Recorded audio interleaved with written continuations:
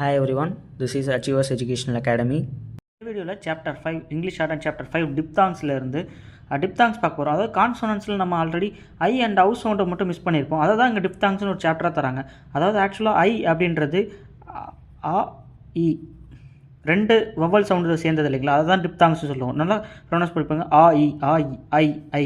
அடுத்து அவு ஆ உ. ஸோ இந்த மாதிரி ரெண்டு உயிரெழுத்து சேர்ந்தது தான் டிப்தாங்ஸு. ஐக்கான சைன் எப்படி போடுவாங்க அப்படி பார்த்தீங்கன்னா மேலே இந்த மாதிரி.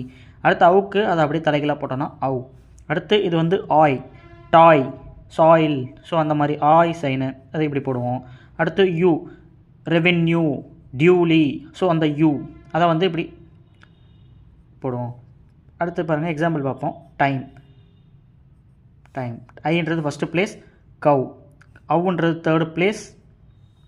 அடுத்து டாய், ஆயின்றது ஃபஸ்ட்டு பிளேஸ், டியூட்டி, யூ அப்படின்றது தேர்டு பிளேஸ், டியூட்டி.